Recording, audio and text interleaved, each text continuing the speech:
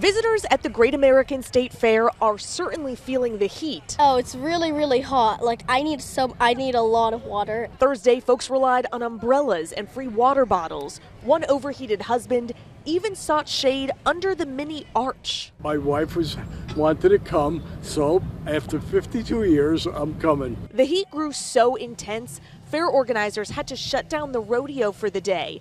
Hours later, the National Park Service, along with other agencies, announced the Washington Monument Grounds will open Saturday to the public at 5 p.m. instead of 1 p.m.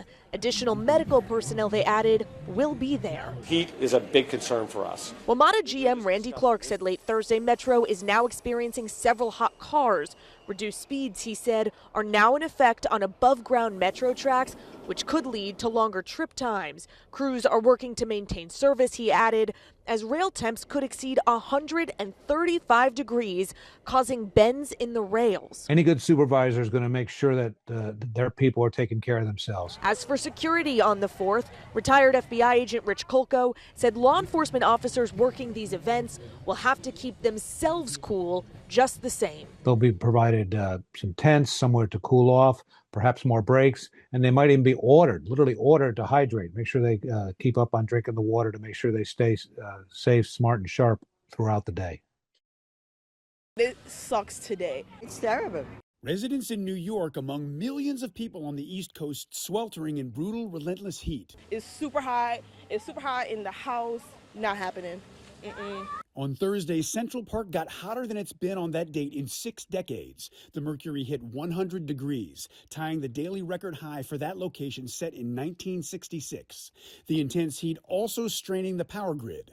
According to Con Edison's outage map, more than 19,000 customers in New York City were without power Thursday evening. Everything almost melted. Fridge, not working. It's more dark. It's so hot, and people don't want to come in here. Not all outages were heat-related, but the loss of power left many without air conditioning at the worst possible time. New York Mayor Zoran Mamdani asked residents to set their ACs to 78 degrees and unplug appliances to help save electricity. The Department of Energy also taking action, ordering Mid-Atlantic data centers to switch to backup generators instead of using electricity from the public grid. There's also been a very real impact on safety in many areas, including Pennsylvania, where police say upwards of 100 people were treated for heat-related injuries at an event in Berks County. Dozens were hospitalized.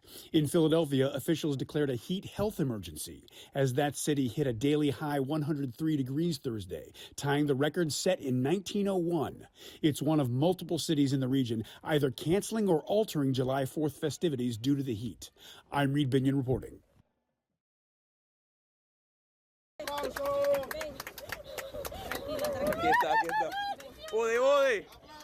Estamos aquí, Woody. Estamos aquí. Estamos aquí, Woody. Aquí estamos. 8 días después. 8 días después. Aquí está Woody. Woody, quédate tranquilo. Woody, tranquilo, Woody. Ya, papi, aquí estamos. 8 días después. Tenemos a Woody aquí. Increíble. Cuando yo empecé a gritar, todos vinieron inmediatamente y me ayudaron. Y bueno, nada, yo siento que estoy en shock porque fueron ya después de 8 días, pues pensé que él no iba a sobrevivir, pues, y todo estaba aplastado, todo. Entonces, es un milagro que él esté con vida. David Brashears has raised cattle in Loudoun County for decades. He says after years of struggling to make a profit, producers are finally seeing better returns. The price that the producer is getting has increased dramatically. We have been operating a negative return on investment for many, many years. But those gains come with much higher operating costs. The input cost for beef cattle has risen just as everything else has. Steel fence posts, they're 10 times what they cost 10 years ago. For Emily Ivy Johnson and Colin Johnson, who sell beef directly to customers, the story is a little different. We've actually seen an increase of roughly 45% in input-related costs for our operation.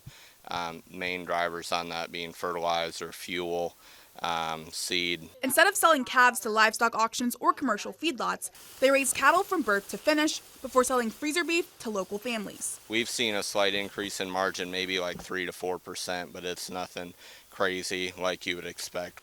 Weather has also played a role. Years of drought forced many producers to reduce their herds, contributing to fewer cattle nationwide. We've had ongoing droughts for the last 3 to 4 years, kind of on and off, and it has impacted. We've had to sell off a lot of our cattle, and that's pretty common. According to the Loudoun County UT Extension agent, strong demand is keeping prices high even as supplies remain tight, especially as we head into America's 250th birthday. Demand is still there locally, as well as foreign demand is still there. While Americans celebrate the 4th of July, the Better Business Bureau is warning revelers to stay on guard against scams. It's absolutely deplorable. What they're trying to do is scam the veterans. Despite the patriotic spirit of the season, Air Force veteran Jack Porth says scammers are targeting former service members with calls and texts claiming they must verify information to keep their veteran benefits active. We would never ask for login information, so don't share login information. We would not ask you to pay an upfront fee, so that could be a scam. But veterans aren't the only targets. As the nation celebrates its 250th anniversary, the BBB says scammers are also selling fake America 250 merchandise online. This is a perfect example how scammers are playing off Americans' patriotism and the need to want to buy products that are celebrating America's 250-year anniversary. In Tampa, Florida, Karen Post runs an interior design studio that sells officially trademarked American 250 goods. We've got mugs, we've got hats, lots of apparel. But while her products are the real thing, the BBB says many online offers are not. The advertisement of that product looks great and looks very pristine and high-end, but when the consumers receive the product, it's flimsy garbage. It's not what they expected. And because they made a purchase on a website, it's very hard to get your money back. And while the BBB says phone and online scams are common this July 4th, there are ways to protect yourself, such as doing some research before handing over money or personal information. In Charlotte, Chelsea Torres, Fox News. The excitement is building here in Philly and across the country as the round of 32 ends and the round of 16 gets ready to begin.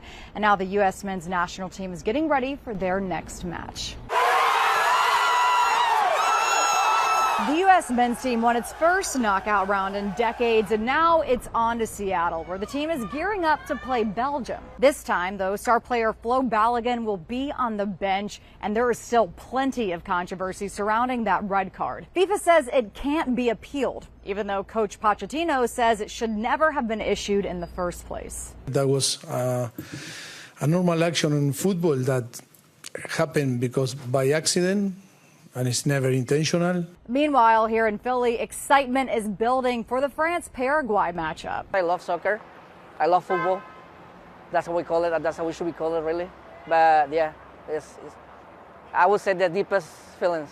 But that massive heat dome baking much of the U.S. is prompting health concerns, and FIFA says that's why they built in hydration breaks. For us, it was really a sporting decision. These matches also taking place as America celebrates its 250th birthday, and fans are reflecting on what that means for USA soccer. We all gathered just for this moment to celebrate the U.S. together. That's what it's about. It's about community. It's about family. It's about America. And that big France-Paraguay match starts at 5 p.m. Eastern Time on the 4th of July, and you can watch it right here on Fox. In Philadelphia, Caroline Elliott, Fox News.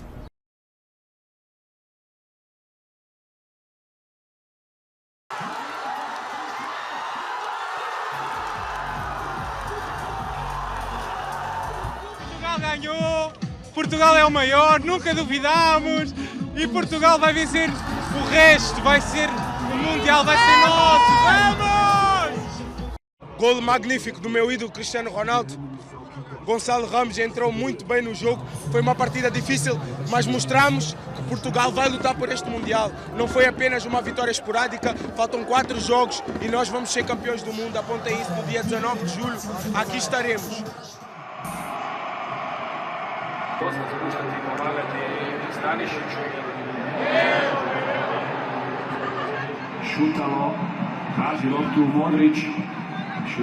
The ending was really quite sad for all of us. I feel like that we got our hopes so high and then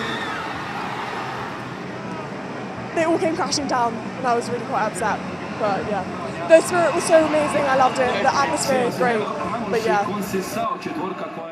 I don't know Colombia. I don't know Colombia. I don't know Diaz. I don't know Diaz. I don't know Rodriguez. I don't know Rodriguez. I don't know how to describe it. It's a nostalgic feeling, being in the middle of America and having the Ghana national team play right here in Kansas City. Very happy.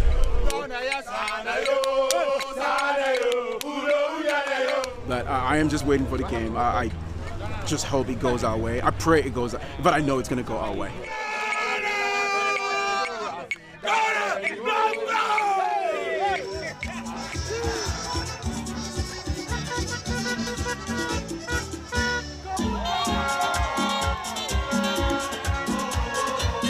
Yeah, it is going to be a very good match. I think that Ghana is a tough opponent, but I think we are going to win the game. Lucas es acá, es un buen augurio.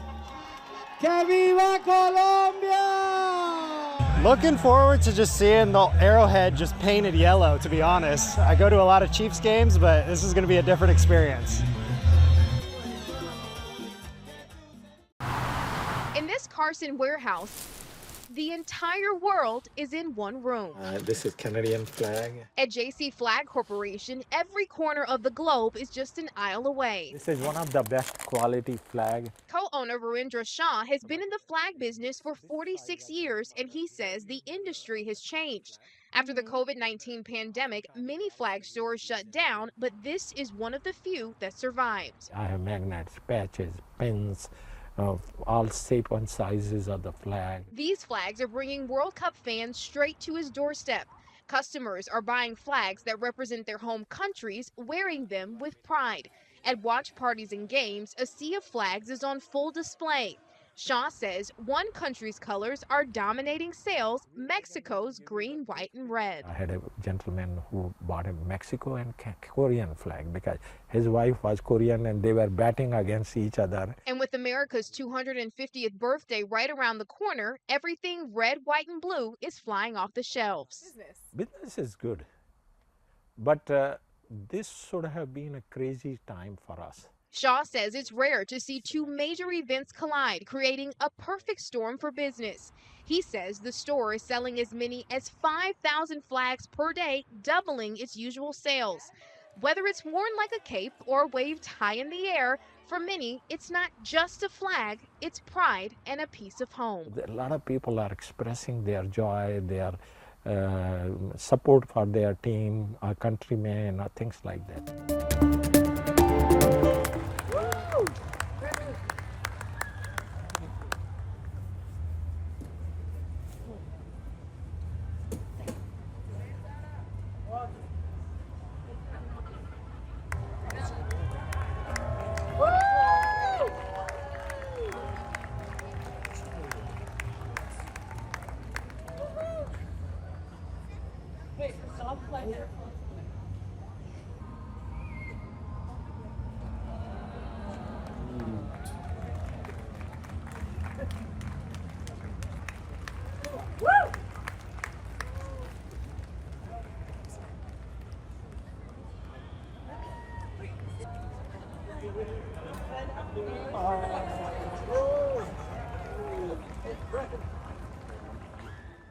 Before smartphones and selfies, artists were capturing America's story on canvas. Over 100 pieces from its 250-year history, now on display here at the Nassau County Museum of Art. We want to look at these episodes through American history to see the visual evidences of eyewitnesses at a time, in some cases, before photography. The exhibition highlights Long Island's role in American art movement. And that's really the purpose, to show major artists who contributed to American art who are from Long Island or did their important work on Long Island. The collection captures people. One of the two signers of the Declaration of Independence, William Floyd. And places. Well, those are the Shinnecock Hills right behind the background in this painting. Curator Franklin Hill Perel says the artwork doesn't just show what America looked like. It shows how Americans saw themselves. I think that Americans have been very introspective, and art shows what we think about ourselves. And while the exhibition looks back 250 years, it's also about inspiring the next generation.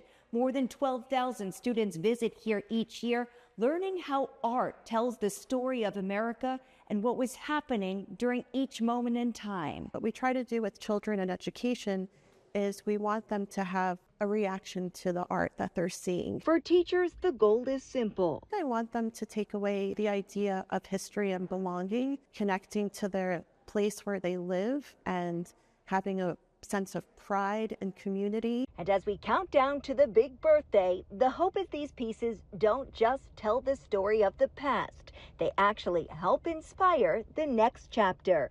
In Roslyn, Long Island, Jody Goldberg, Fox 5 News. First and foremost, fireworks have been illegal here in Portland since 2022. There's also a burn ban in effect right now, and according to Portland Fire and Rescue, setting off fireworks can put lives, property, and the environment at risk. So ahead of the holiday weekend, fire officials, doctors, and even the Humane Society are encouraging all Portlanders to celebrate the 4th of July safely and legally. I can tell you I've responded myself to multiple injuries as a result of the use of fireworks. They simply are unsafe. According to Portland Fire and Rescue, 911 calls can double on the 4th of July. So if you need to report illegal fireworks, don't call 911. Instead, the agency is encouraging Portlanders to submit this form on the city's website. According to the Bureau of Emergency Communications, they received over 4,500 reports last year, saw 911 calls decrease by 13%, and also saw 911 hold times decrease from 26 to 18 seconds. So reporting online gives our law enforcement agencies information they can utilize to search out, cause, and possibly cite and enforce. If you're planning to celebrate with fireworks outside of the city, medical professionals are also urging extra caution.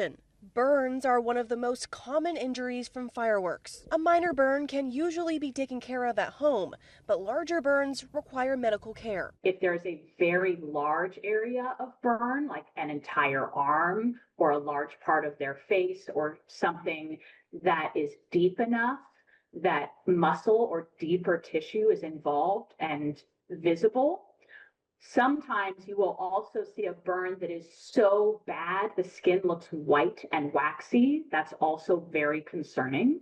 And people aren't the only ones who could be impacted by fireworks. The Oregon Humane Society is reminding pet owners to make sure their pets are safe and secure this 4th of July. I've seen the full gamut of pets that get injured or get, unfortunately, excessively frightened, and all they want to do is get out and get away. And that can include going through screens, going through glass. So regardless of what your 4th of July plans look like, remember to leave the fireworks to the professionals. Shows throughout the region. Get out your Googler, figure out what the best show is for you to go, and get there. If you're looking to enjoy an official fireworks display this 4th of July, check out the Waterfront Blues Festival on Saturday, or you can head to Oaks Park if you're on the southeast side of the city. For now, reporting from downtown Portland, McKenna Marks, Fox 12 Oregon.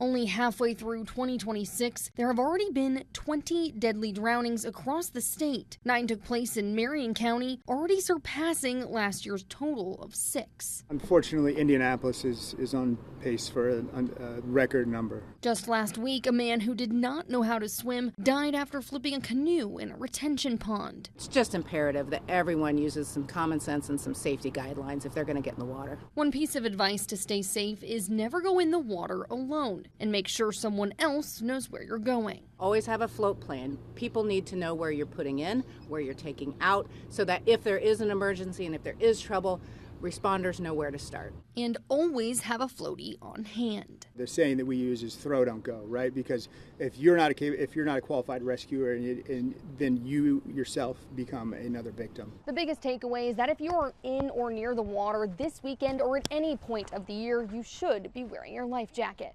We always go through a safety orientation with every group before they come out. Frank's Paddle Sports Livery is one rental spot along the White River, quickly booking up for the 4th of July. It is one of the busiest weekends of our year. Anticipating lots of people out on the water, all areas will be closely monitored for any emergencies. We certainly see a whole big increase of boaters over the 4th of July, and so there will be extra patrols out on all of Indiana's reservoirs and streams.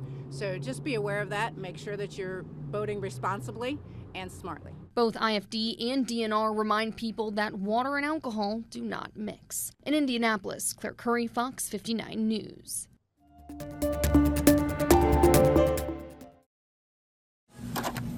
From packaging on cherry tomatoes to red, white, and blue star-shaped cheese. And pricey TV ads, brands are cashing in big on America 250 celebrations. Industry experts say this type of marketing is intentional as brands look to do more than just boost sales. Instead, they're looking to create emotional connections. America 250 is different because consumers are creating the experiences themselves. They're hosting barbecues, taking road trips, gathering with family, watching fireworks, making memories. The product really then becomes part of the memory, not just something to consume. Those memories can turn into future spending, which is why it may feel like 250 branding has hit every item at the grocery store. Some have even rolled out limited edition products. Normally, Oreos competes with Chips Ahoy and Coke competes with Pepsi, but during America 250, everything competes to become the thing that I bring to the barbecue. Along with commemorative packaging, Coca-Cola launched soda cans representing every state in the nation. Cheerios debuted birthday cake cereal, while Oreo released a firecracker popsicle flavored cookie. Companies are spending millions to appeal to every consumer. It's no longer just about taste or quality or price. It's about which brand feels like it belongs in the celebration and helps consumers create the kind of experience and identity that they're looking for. Add in summer travel, higher prices, and the World Cup, and it may feel like the summer of spending for some. Yet despite cost concerns, the National Retail Federation says food spending for Independence Day is up. So $9.4 billion, that's 6% up from last year. And on a per person spend, $94 per person, which is a record. The NRF credits tax refunds for that hike. It also finds despite inflation fears, consumers are more willing to spend if it involves family and loved ones. In Los Angeles, Marianne Rafferty, Fox News. World Cup fans are suing StubHub, accusing the ticket reseller of failing to deliver expensive tickets they purchased for the tournament. The lawsuit blames the company for last-minute cancellations. On top of monetary damages, fans also want StubHub to be banned from selling World Cup tickets. FedEx is selling its supply chain to French shipping company CMA CGM for $1.4 billion. The buyer is the world's third largest container line by capacity and is looking to expand in the U.S. The acquisition is expected to close later this year. Sony will stop making physical discs for its PlayStation video game consoles as they work to go fully digital in 2028. Sony says the move away from CDs is a, quote, natural direction for the company to adapt to consumer trends. When the CDs fully discontinue, customers can buy digital games from the online PlayStation Store. Nestle is looking to remove artificial food colorings from all of its products worldwide by the end of the year. According to Reuters, it would make Nestle the first major food company to make that step. It comes amid the rapid rise of GLP-1 weight loss drugs and growing pressure for brands to offer healthier items. CJ Papa, Fox News. It's one of the most popular pastimes to honor the red, white, and blue. But if you're planning to light up the sky on your own, beware. Every year I see injuries that really change people's lives. from 4th of July. Dr. Min Nguyen is an orthopedic hand surgeon at Orlando Health. He says blast injuries are common around the July 4th weekend and usually involve severe burns. Most of them will have amputations at different levels, including from the fingers or even the whole hand and arm. I've needed to do that as well. So they can be extremely dangerous. Last year alone, there were 15 reported firework-related deaths and around 13,000 injuries. 1,300 of those people were hurt by sparklers. Sparklers burn at 1,200 degrees, which can even melt metal.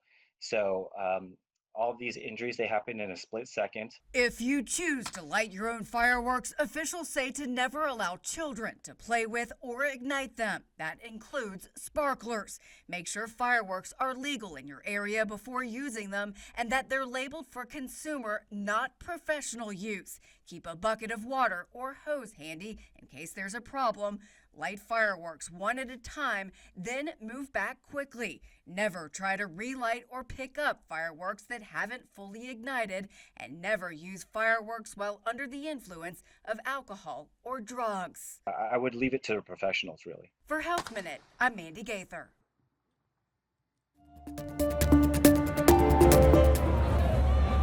Taylor Swift and Travis Kelce reportedly have donated $26 million to food banks and other charities, largely in cities they've called home: Kansas City, Nashville, and New York. 26, of course, is Taylor's lucky number times 2.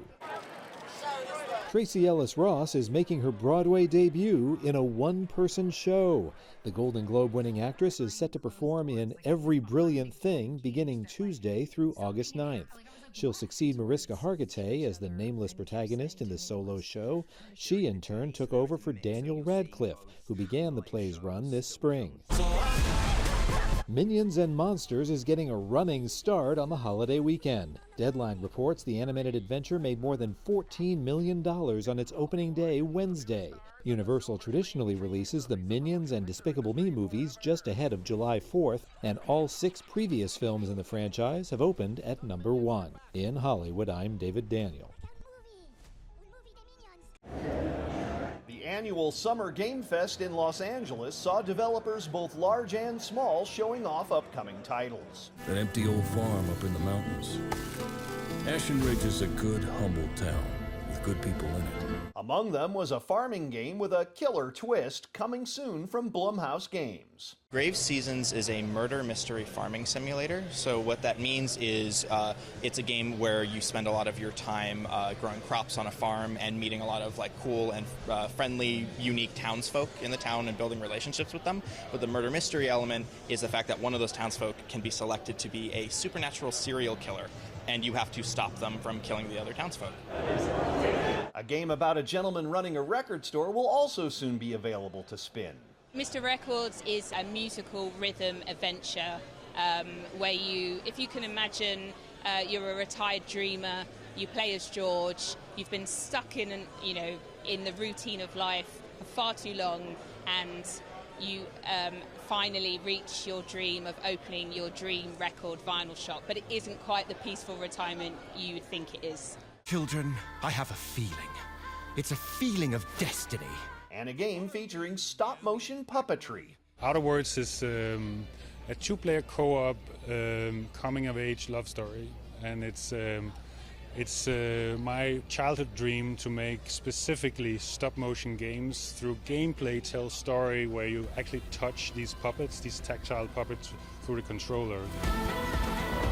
Leveling up in Hollywood, I'm Rick Damigella.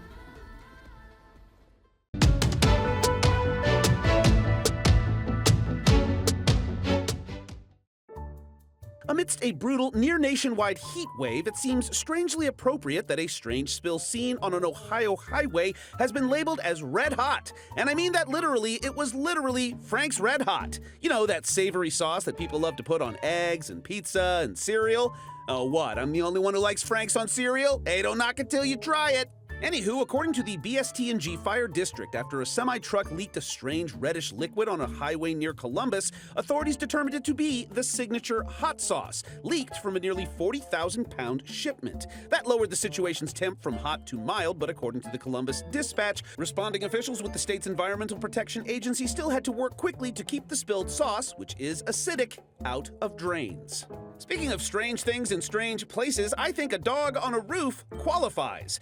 Firefighters with the city of St. Louis Park, Minnesota responded to reports of a dog on a roof and found Leo, whose nickname they learned is Houdini because of strange shenanigans such as these. After an initial attempt with a ground ladder was deemed too unpredictable, an aerial ladder was brought in and Leo was brought down. When asked how he was doing, the dog replied, rough. When asked why, he replied, roof.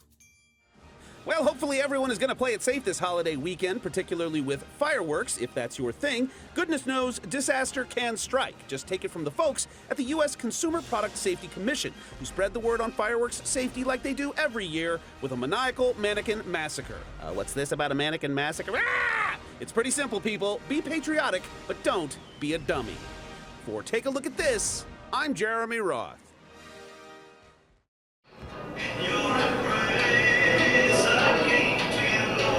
If you grew up in Atlanta or just walked down Auburn Avenue, you probably have seen or even toured the birth home of Dr. Martin Luther King Jr. The thing that strikes me every time I walk through this house is about our great-great-grandfather, Adam Daniel Williams, who was in the first generation of slavery. His father was a slave. The dream started here on Auburn Avenue, and after being closed for close to 3 years for renovations, it will reopen on July 4th. This national park will be reopening the doors of the King birth home to the public for them to understand what shaped this great America. The home underwent some structural preservation, some systems modernization, and accessibility upgrades. Many of the items are original, left untouched, as if the home were frozen in time. You could hear the dishes, so I was like, wow, that's cool. The music, the food, the games, the stories, the legacy is what came to me. King was born here in 1929 and lived in the multi-generational home until he was 12. There are many things the Kings want visitors to take with them after visiting. One is getting back together at the dinner table. Martin, A.D., and Christine were poured into by their parents and great aunt. At that table, there were so many lessons shared. So many people are tired and weary and almost feel hopeless.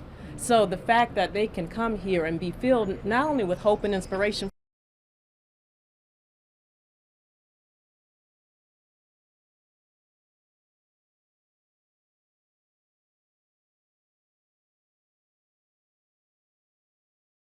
People are like, where did Mahjong come from? This is a new thing. Mahjong, the rummy-style game that was developed in China around the mid-19th century, is taking the U.S. by storm. It brings people together. It's kind of like a girl's version of golf. A little bit competitive and a lot of fun. But Mahjong is not without its drawbacks. I think people are really intimidated by the rules. Certain pieces to the game are sold a la carte, making it expensive. And I have the tiles, and I need the lamp, and I need the pull mat, and I have to get the cards, and I got to get cute racks. And it's frustrating.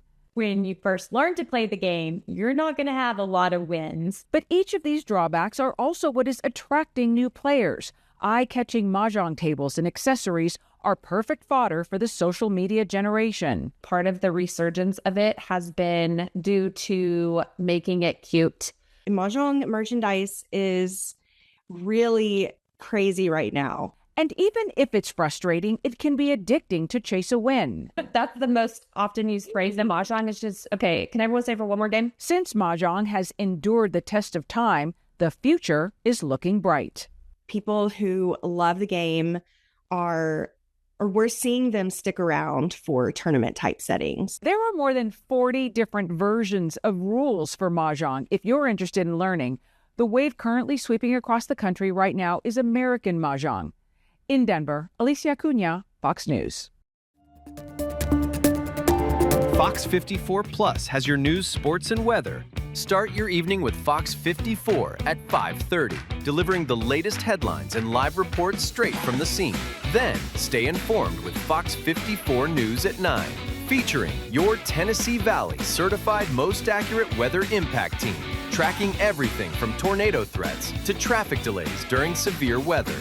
Fox 54 Sports Extra brings you more of what sports fans crave, with deeper insights, expert analysis, and all the action that matters most.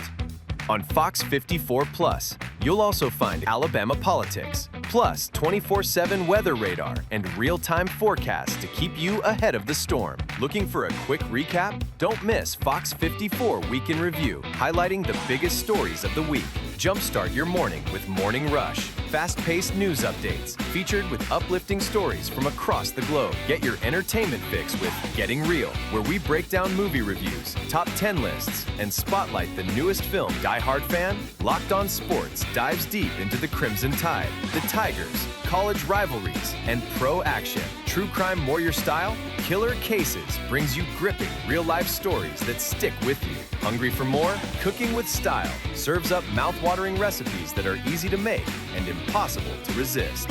From movie previews before you head to the theater with Take a Look, to must-know headlines from across the region and around the world with In the News. Watch all of these shows on demand and also on the Fox 54 News app, available on Android and iOS devices, streaming 24/7.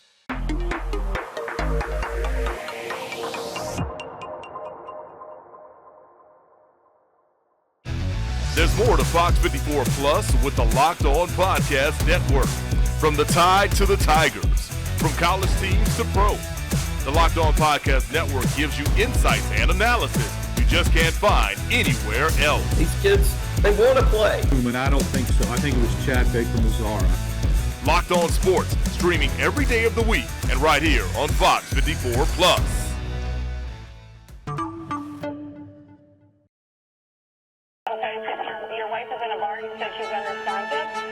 This is what he's going to tell you. He's trying to find the first place to put a body. No, sir. The only thing they could do was kill him. The jury to find the defendant